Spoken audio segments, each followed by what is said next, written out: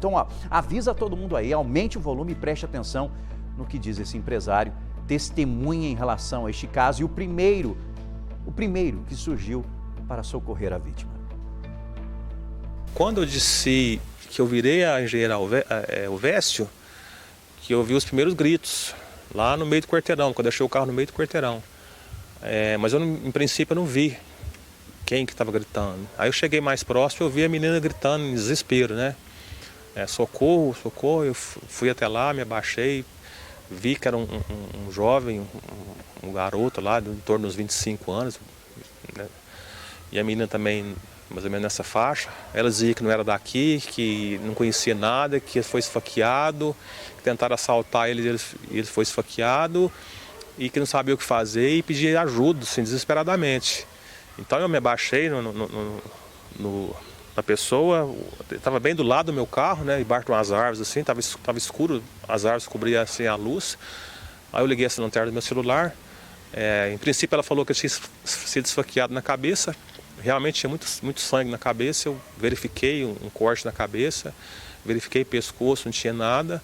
E quando eu levantei a camisa, a blusa do menino, aí eu percebi os 4 ou 5 furos de arma branca, de faca, né, no tórax e abdômen desse menino. A preocupação era exatamente sobre essas marcas que ele percebeu no tórax, no abdômen desse jovem. Detalhe, ele contou que não tinha sangramento no tórax. E isso preocupa ainda mais quando se fala, possivelmente, de uma hemorragia interna. A lesão na cabeça era até superficial e sangrava. Mas a preocupação era, e aí? Ele estava respondendo? A testemunha contou que o jovem já não tinha nenhuma reação. Após ser esfaqueado, ele infelizmente entrou em parada cardíaca. Nessa hora eu já não manifestava mais.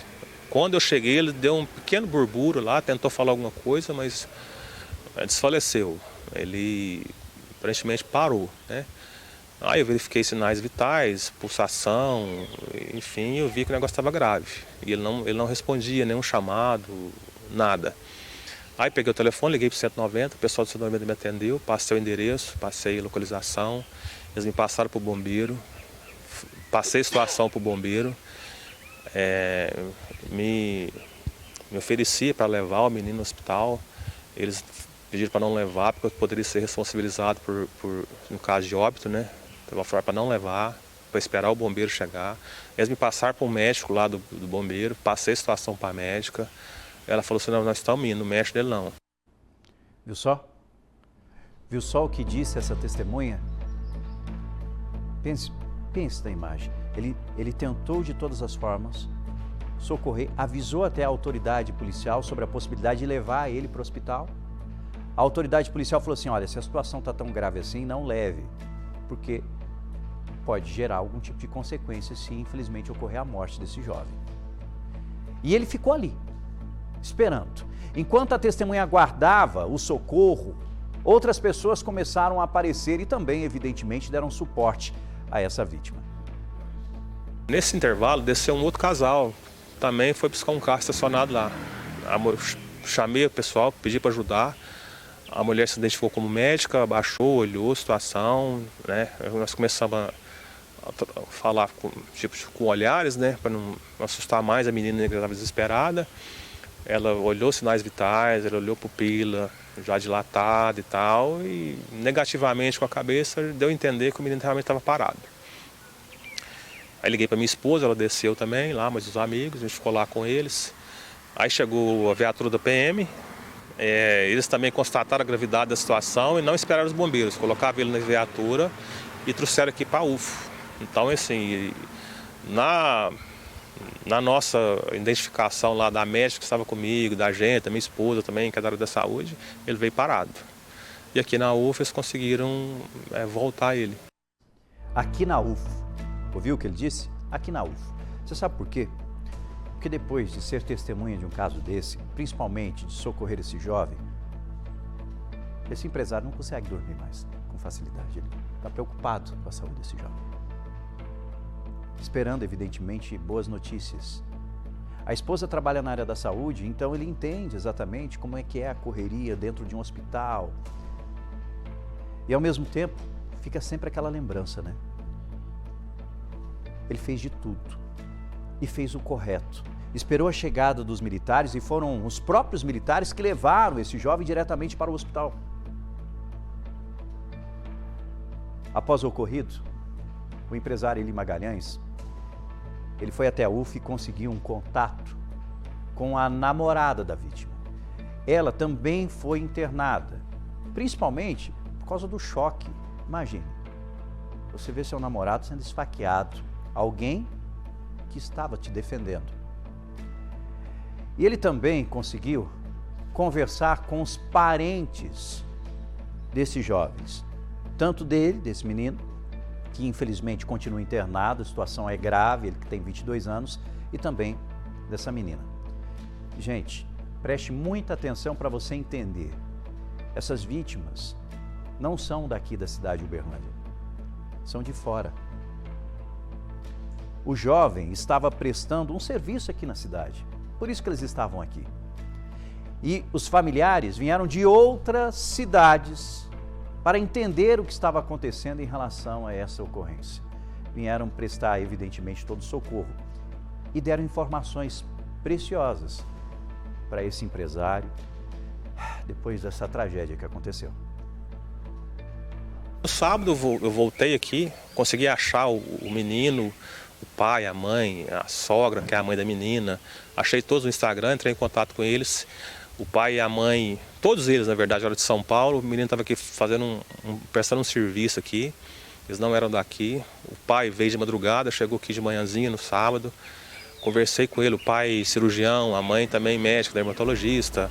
Aí passei a situação para eles, né, da dinâmica que tinha acontecido, como que ele veio, como que ele chegou. Eles até assustaram, acho que eles não sabiam da gravidade da situação. Conversei com a menina por que do esfaqueamento, por que ele reagiu. Aí sim que ela veio me falar que, na verdade, foi uma tentativa de sequestro. Eles tentavam colocar os dois dentro do carro e o menino ficou com muito medo de ir, reagiu e foi esfaqueado. Aí eles não levaram eles, porém, esfaqueou o menino, né? Então a dinâmica do assalto, do roubo foi esse. Em princípio, sequestro. Certamente para pedir Pix, enfim, ou sei lá, né? Agora, entenda uma coisa que é muito importante. Se coloque no lugar desses dois. Imagine você ser abordado por um assaltante que fala, com uma arma na mão, eu quero seu carro. Mas aí em um determinado momento fala assim, eu vou levar vocês dois juntos. O que você faz? O que passa na sua cabeça? O que passou na sua cabeça, com certeza passou na cabeça desse jovem que resolveu reagir. Mas agora no Balanço Geral, e já foi mostrado inclusive na programação da nossa TV Paranaíba, e nós vamos detalhar mais uma vez, imagens exclusivas que nós tivemos acesso. São imagens importantes para a gente entender, depois do crime, qual foi a dinâmica e também todas as informações colhidas pela Polícia Civil, que rapidamente investigou esse caso e trouxe uma resposta para a nossa sociedade. Vamos entender as imagens colhidas pela polícia durante essa investigação, imagens que a TV Paranaíba teve acesso. Acompanhe agora, em ordem cronológica, os passos dos adolescentes logo após esse crime, registrado, lembrando, na noite de sexta-feira. Essa imagem da câmera de segurança mostra 22 horas e 19 minutos. A câmera registra o momento em que os dois menores chegam com o carro roubado, olha lá, o carro branco. Eles param perto de uma praça, bairro Santa Mônica, aqui na cidade de Uberlândia. O veículo foi deixado ali, ó, naquele ponto, durante a noite toda. Próximo vídeo, 23 horas e 21 minutos, tá lá, ó, na tela. Eles são flagrados chegando neste condomínio. É o condomínio onde mora o pai de um deles. O pai do que foi apreendido hoje. O pai do menino de 17 anos, do jovem de 17 anos. O plano era ficar no local por pouco tempo, aguardando inclusive um carro de aplicativo. Mas olha a imagem, ó. Olha lá. Olha só. Agora vamos para outra câmera. A câmera do elevador do condomínio. A dupla entra, ó, subindo para o apartamento. Um deles, inclusive, mexe no celular e o outro parece estar inquieto, né? Tá inquieto. O do celular é o responsável pelas facadas. O outro é quem dirigia o veículo. Quando chegam no apartamento, inclusive, o pai até estranha o sangue na camiseta do menor. Mas achou que os meninos tinham se envolvido aí em uma briga e nada foi dito. Agora, de sexta, eles dormiram. Vamos mostrar uma imagem de sábado. Sábado de manhã, por volta das 9 horas da manhã. Olha lá os dois, ó. Eles são flagrados chegando na praça onde o carro roubado havia sido deixado. Dali, eles foram com um carro até um condomínio localizado no bairro Mansur. O veículo foi colocado na garagem do apartamento que pertence já à mãe de um deles e que estava vazio. Depois, os dois foram para outro local. De acordo com informações, se trata da casa de um jogador de futebol. A suspeita é que eles já estivessem negociando a venda do carro que foi roubado. Mas em depoimento, para a polícia, o garoto negou tudo isso.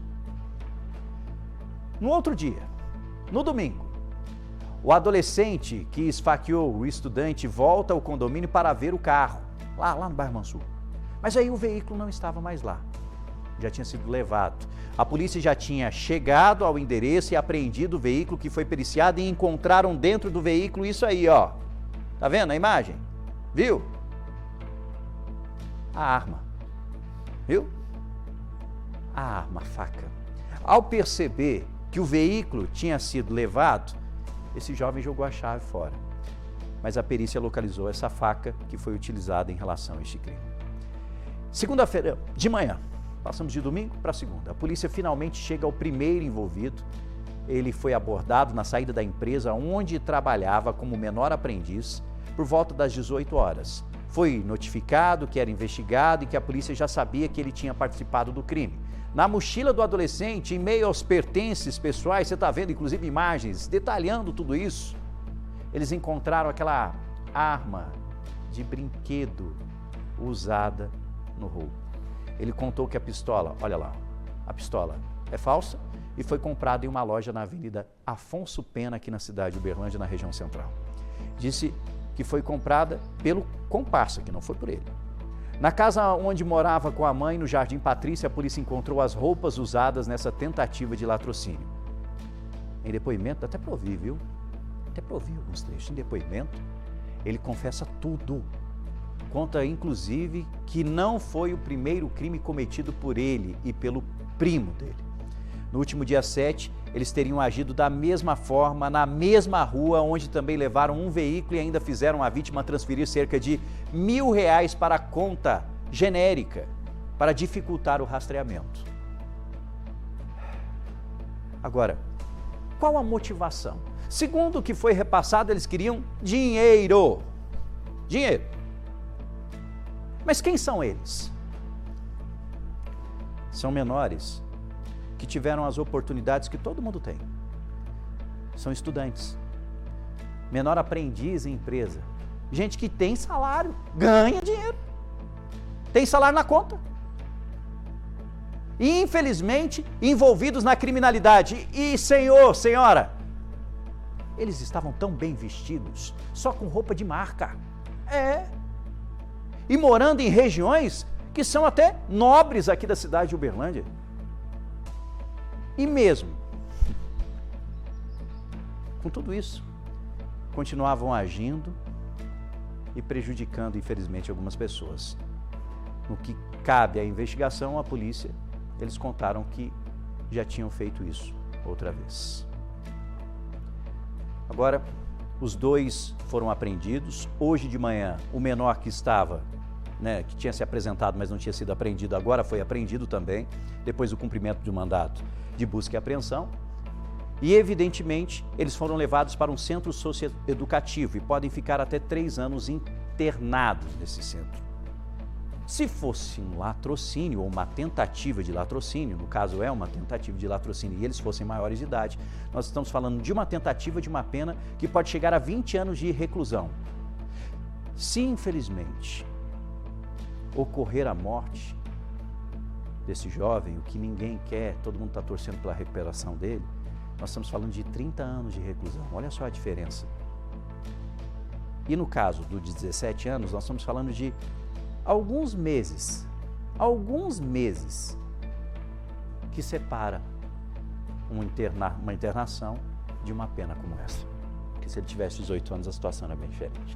Mas e você, o que pensa? O que você acha que precisa ser feito? Participe com a gente. A nossa equipe de jornalismo continua acompanhando e principalmente na torcida pela recuperação desse jovem, a família que é de São Paulo, a família desse jovem que veio para cá. O pai é médico cirurgião, a mãe é dermatologista. A mãe da menina também é uma advogada de fora. Está todo mundo aqui e nós na torcida principalmente pela recuperação desse jovem, que de acordo com o que a polícia falou, ele foi um herói salvando essa menina. A gente vai continuar acompanhando. Fácil não, né? Tristece e revolta, né? O que fazer com quem faz isso? Vamos continuar acompanhando.